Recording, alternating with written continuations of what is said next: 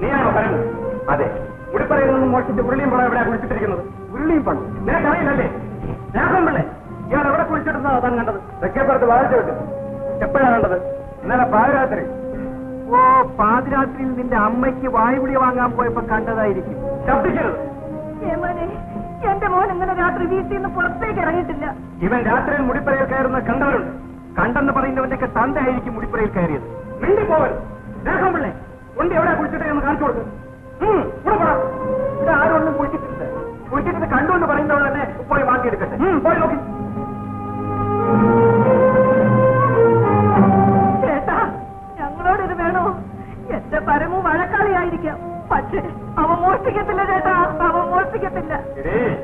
പറക്ക മുട്ടുന്നതിന് മുമ്പ് എന്റെ വെള്ളിച്ചെല്ലത്തുന്ന പണം മോഷ്ടിച്ചവനാണ് ഇവൻ.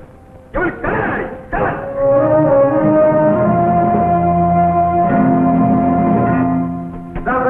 വാഴ്ചയോട് തന്നെ ഉണ്ടായിരുന്നു. ആരുടെ എന്താടാ മോഷ്ടിച്ചത്? നിന്റെ അറസ്റ്റ് ചെയ്തിരിക്കുന്നു. വിലം പോയി.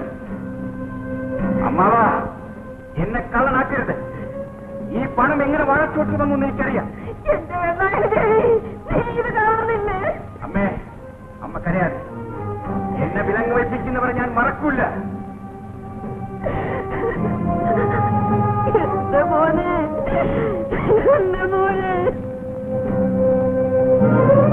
എന്നെ ചതിച്ചവർക്കെല്ലാം ഞാൻ ഇന്നു മുതൽ കള്ളനാണ്, കള്ളനാണ്.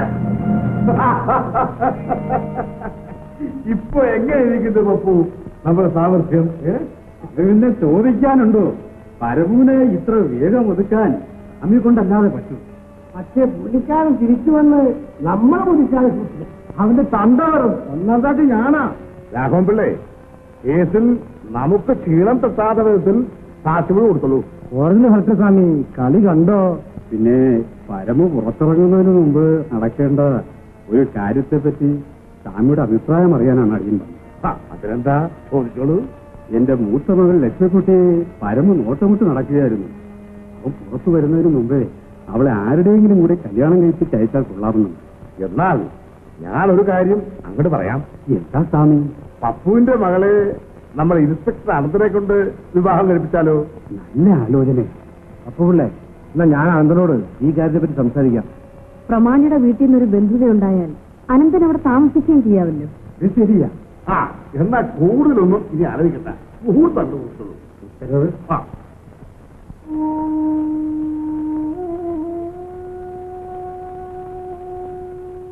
കുഞ്ഞ്, ചോറ് വിളമ്പട്ടെ? ഇങ്ങനെ ഒന്നും കഴിക്കാതിരുന്നാൽ എങ്ങനെയാ? പരമോനെ പോലീസുകാർ ഒന്നും ചെയ്യില്ല. എല്ലാവരും കൂടി ചേട്ടനെ ചതിച്ചതാ. അത് നാട്ടുകാർക്കെല്ലാം അറിയാം കുഞ്ഞ്. പക്ഷേ പ്രമാണിനെ വിചാരിക്കുമ്പോൾ നടക്കൂ. ഞാനും ചിലതൊക്കെ വിചാരിച്ചിട്ടുണ്ട്. അത് നടന്നില്ലെങ്കിൽ ഞാനെന്നൊരു മകൻ എന്റെ അച്ഛനുണ്ടായിരിക്കില്ല.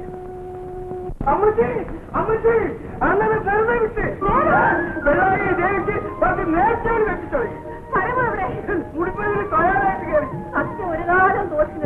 അമ്മച്ചി അണ്ണനെ വെറുതെ വിട്ടെങ്ങനെയാ പറയാ? എങ്ങനെയാ? ചുമ്മാ നീ പറയാ. അണ്ണ കൂട്ടിലോട്ട് കയറിയപ്പോ മനുഷ്യട്ടൊരു ചോദ്യം, വക്കീലുണ്ടായാൽ അണ്ണൻ പറഞ്ഞു വക്കീലും കുളത്തിലൊന്നുമില്ല, ഞമ്മള് തന്നെ വക്കീലും. അപ്പൊ നമ്മൾ കുടുങ്ങാൻ രാഹുമ്പിളാണ് അണ്ണൻ മോഷ്ടിച്ചു എന്നുള്ളതിന് ഒന്നാം സാക്ഷി പറഞ്ഞു. രാഹുമ്പിളെ കൂട്ടിലോട്ട് കെട്ടി അണ്ണൻ ഒരു ചോദ്യം, വെള്ളായളിപ്പണവും പാർപ്പും പണവും മോഷ്ടിക്കുന്നത് നീ കണ്ടടാ നമുക്ക് രാഹുമ്പിളെ. രാഹുമ്പിളെ പോയി ആ കൂട്ടിനകത്ത് ഒരു ശബ്ദം.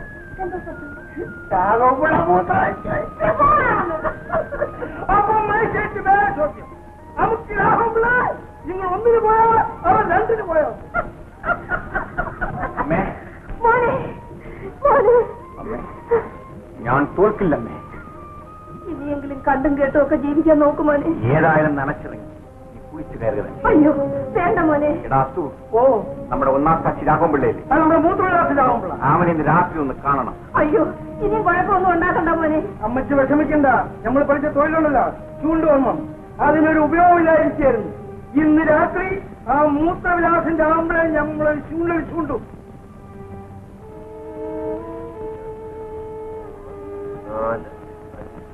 6 കാളിയൂത്തിന് കടലേലം ചെയ്ത വകയിൽ കൈക്കൂലിയത് 500 പണം. മുടിക്കാരൻ കൈക്കൂലി തന്നത് 100 പണം. കുത്തുശാലക്കാരൻ കൈക്കൂലി തന്നത് 200 പണം. വെളിച്ചെണ്ണ ലാഭിച്ചത് 300 പണം. എടാ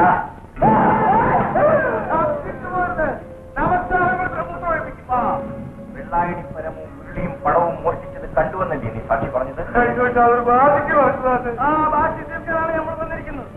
ഇതെല്ലാം ദേവിയുടെ പേരിൽ ഈ കൈക്കൂലി വാങ്ങിച്ചത്. അതു ഈ വീട്ടിലുള്ള സകല ആഭരണങ്ങളും പണവും ഒരൊക്കെ തരി പോലും വിറ്റാതെ തന്നു കൊണ്ടുപോകണം. எந்த காரியத்திலும் இந்த ஜம்புலிங்கம் சிங்கமாயிருந்தது. ஆனா இப்பந்தான் முதலாയി എന്നെ തോക്കടിച്ചിട്ടാണ്. അതിപ്പോ എത്ര വലിയ ആളായാലും ചിലപ്പോ തോൽവിയൊക്കെ പറ്റിയെന്ന് വരും. വാസ്തവം ജീവിക്കാൻ പറ്റില്ല. ഒരിക്കൽ തോറ്റുപോയതിൽ നിരാശപ്പെടണ്ട. പരമുനെ വകവരുത്താൻ ഇനിയും സന്ദർഭം കിട്ടും. சந்தர்ப்பம் வரும்போது மீண்டும் சந்திக்கிறேன். நான் வரேன். ഇല്ല, നിങ്ങളെ ഞാൻ വിടില്ല. എത്രയോ പുരുഷന്മാരെ ഞാൻ കണ്ടിരിക്കുന്നു. പക്ഷെ എന്തുകൊണ്ടോ നിങ്ങൾ എനിക്ക് തിരിയാൻ കഴിയുന്നില്ല. വരൂ, വരൂ.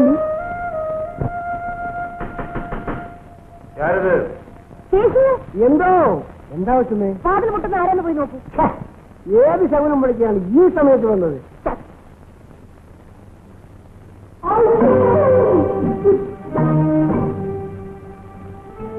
ഓ, നീയാ?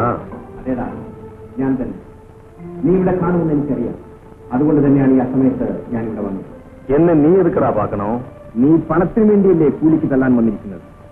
നിനക്ക് ആവശ്യമുള്ള പണം ഞാൻ കൊണ്ടുവന്നിട്ടുണ്ട്. ഇതായിരിക്കും. ഇതെടുത്തുകൊണ്ട് ഇന്ന് രാത്രി തന്നെ നീ വെള്ളായണി വിടണം. எனக்கு பணம் தர்றதுக்கு பெரிய பெரிய பணக்கார் நிறைய இருக்கடா. என்ன போ சொன்னதுக்கு நீ யாரு? ആരെന്നോ? ഉത്സവ സ്ഥലത്ത് ഒന്ന് പൊതുരെ തല്ല് വാങ്ങിച്ചിട്ടും പരമോനെ നിനക്ക് അറിയത്തില്ലല്ലേ? எல்லாம் எனக்கு தெரியுமடா. பரமு, ஒன்னு ஞாபகம் வச்சுக்கோ. உன் பணத்தை பார்க்காம நான் இந்த ஊரை விட்டு போக மாட்டேன். എന്നാൽ അത് തന്നെ കാണാമടാ. എന്നോട് കാണാനാ? ഇവളുടെ കഴിച്ച് ഇവൻ ഒതുങ്ങിക്കോളൂ. ജമ്പുലിംഗം, ഇവിടെ വെച്ച് വേണം. നമ്മൾ കളരിയിൽ വെച്ച് അഭ്യസിച്ച തൊഴിൽ ഒരു ദേവനിയുടെ വീട്ടിൽ വെച്ച് കാണിക്കാം. നമുക്ക് വീണ്ടും കാണാം. பார்க்கலாடா. അസു, വാ.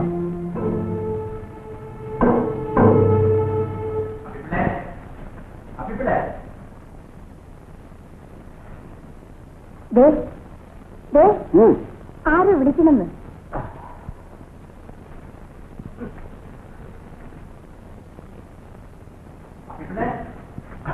എന്താണ് ഇതാ ഇതിവിടെ വെച്ചിട്ട് വേണം. ഇതിനകത്ത് കുറെ സ്വർണ്ണ പണ്ടങ്ങളും പണവും നോക്കാറപ്പാ തന്നെ ആരും പിടിച്ച് വീങ്ങാൻ പോകുന്നില്ല. പോലീസ് എന്നാലും പറഞ്ഞാൽ അറിയാതിരിക്കാൻ വേണ്ടിയല്ലേ ഇവിടെ സൂക്ഷിക്കാൻ പറഞ്ഞത്. ഇത് എന്റെ വീട്ടിൽ വെച്ച പോലീസ് എടുത്തുകൊണ്ട് പോകും. പേടിയോ കുഞ്ഞ്? താൻ എന്തിനാണ് പേടിക്കുന്നത്? നമ്മളെ പുളുന്നാണ്ടാവുമ്പോഴേ ഈ നാട്ടിലുള്ള പാവങ്ങളെ വഞ്ചിച്ച് ചതിച്ചുകൊണ്ടാക്കി മുതലാകുന്നത്. ഈ കരയിലെ പാവങ്ങളുടെ നല്ല കാര്യത്തിന് വേണ്ടി നമുക്ക് ഉപയോഗിക്കണം. താങ്കൾ കൊണ്ട് വാങ്ങിക്കേ.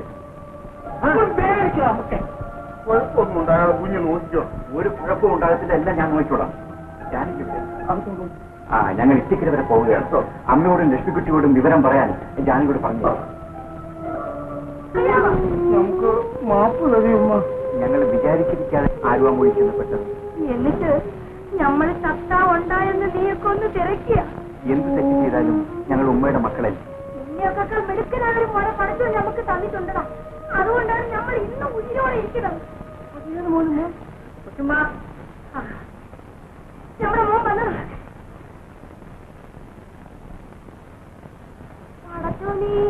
ഇനി എന്താണോ വെള്ളത്തിലൂടെ പോയിനെ പോലെ വന്നിരിക്കുന്നത്? ഒന്നും പറയണ്ട. ഇത്തിക്കരയാറ്റിലെ വെള്ളം ഇന്ന് വരെ നമ്മള് പലരെയും കൊണ്ട് കുടിപ്പിച്ചിട്ടേ ഉള്ളൂ. പക്ഷെങ്കില് ഇന്ന് 2 പഹയന്മാര് നമ്മളെ വെള്ളം കുടിപ്പിച്ചു കളഞ്ഞു. അതിന് ചങ്കുറ്റാളന്മാരുണ്ടാ? എന്റെ കൊച്ചുമ്മ അവർക്ക് ശങ്കിന് മാത്രമല്ല കൈക്ക് നല്ല ഊറ്റം. ആരാടാവന്മാര്? അത് ചോദിക്കുന്നതിന് മുമ്പ് നമ്മളെ വെള്ളത്തിൽ പോയില്ലേ? ആ ചാരമില്ലെന്ന് ഞാൻ ഒത്തിരി ആളെ ഇടിച്ച് വെള്ളത്തിലിട്ടിട്ടുണ്ട്. കയ്യോ കൊള്ളോട്ട് ഞമ്മക്ക് തന്നു തന്നു. പിന്നെ മോനെ നമ്മളെ കാണാനായി മക്കൾ വന്നിട്ടുണ്ട്. എവിടെ?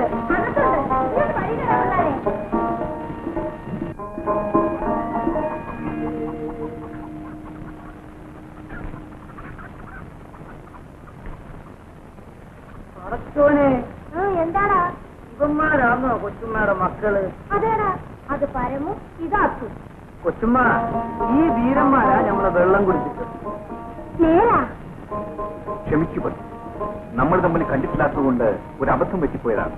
ഏതായാലും ഈ പാവപ്പെട്ട വഴിപോക്കരെ പിടിച്ചു പറിക്കുന്നത് പറിച്ചോണ്ട് നിരക്കാത്ത പണിയാ. അതിന്റെ കാരണം നമ്മൾ ഈ നനഞ്ഞൊക്കെ മാറ്റിട്ട് പറയാം. കൊച്ചുമ്മ, ഇവർക്ക് കൊടുക്കാൻ ചോറുണ്ടാ? എന്തിന്? ഞങ്ങളുടെ മോനെ എടുത്തമാർക്ക് നമ്മൾ ചോറും കൊടുക്കണം. ആരുമില്ലെന്ന് ഇടിച്ചാൽ നമ്മുടെ ഇക്കാമാരല്ലേ. കൊച്ചുമ്മ ഒരു കാര്യം ചെയ്യും, ഒരു കോഴിനെ പിടിച്ചറക്ക്. എനിക്ക് ഇവരുടെ കൂടെ ഇരുന്ന് പയറ് നിറയെ ഊണ് കഴിക്കണം. ദേ.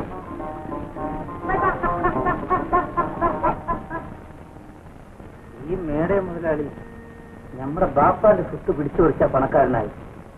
ബാപ്പ മയ്യത്തായപ്പോ 8 വയസ്സുള്ള ഞമ്മളെ ആലപ്പുഴ വെച്ചിന് അടിമയാക്കി കിട്ടും. പിന്നെ പക്ഷി എങ്ങനെ രക്ഷപ്പെട്ടു? നമ്മളെ വള്ളത്തിൽ കെട്ടി കൊണ്ടുവന്ന വയ്ക്ക് നമ്മളെടുത്ത് കായലിൽ ചാടി മുങ്ങാങ്കുഴി ഇട്ട് രക്ഷപ്പെട്ടു. ഇക്ക മയ്യത്തായമ്മ അവക്കൊരു വിശ്വസിച്ചാണ്. അതേന്ന് വലുതായപ്പോ നമ്മൾ ഇച്ചിക്കരയ്ക്ക് തിരിച്ചു വന്നു. അന്ന് മുതല് പാവങ്ങളെ വിഷമിപ്പിക്കുന്ന അവനോട് നമ്മൾ പക വീട്ടുക. പക്ഷെ അക്കരയ്ക്ക് കിടക്കാൻ വന്ന പാവങ്ങളുടെ കാശാണല്ലോ പക്ഷി പിടിച്ചു പറിച്ചത്. അവന്മാരെല്ലാം മേടേ മുതലാളിയുടെ കയ്യാളന്മാര്. 60 കഴിഞ്ഞ ആ മുതുക്കൻ നാളെ ഒരു കൊച്ചു പെണ്ണിനെ നിക്കാഹ് കഴിക്കാൻ പോവാ. കല്യാണ ചെലവിനെന്നും പറഞ്ഞ് പാവങ്ങളെ പിഴിഞ്ഞെടുത്ത പണമാ കയ്യാളന്മാര് കൊണ്ടുവന്നത്. ആ പണമാണ് നമ്മൾ പിടിച്ചു പറിച്ചത്. എന്നാ കിളവന്റെ നിക്കാഹ് നമുക്ക് മുടക്കണം. പെണ്ണിന് ഇഷ്ടമാണെങ്കിൽ എങ്ങനെയാണ് മുടക്കുന്നത്? പെണ്ണിന് വേറൊരു ചെറുപ്പക്കാരന്റെ കൂടെ ഉയിര് പിടിച്ചു കെട്ടി കല്യാണമാണ് നടക്കാൻ പോകുന്നത്. എന്നാ നമുക്ക് അവനെ വിടാൻ പാടില്ല. നിന്റെ ബാപ്പയെ ദ്രോഹിച്ചുണ്ടാക്കി പണവും നമുക്ക് ഈടാക്കണം. അവിടെ കടക്കാൻ പറ്റുമോ? നിക്കാഹല്ലേന്ന് നമുക്ക് അവിടെ പോയി ഒരു അരബരപ്പാട്ട് നടത്തിക്കളയാം. നമുക്ക് എല്ലാവരും കിടത്തിക്കളയാം.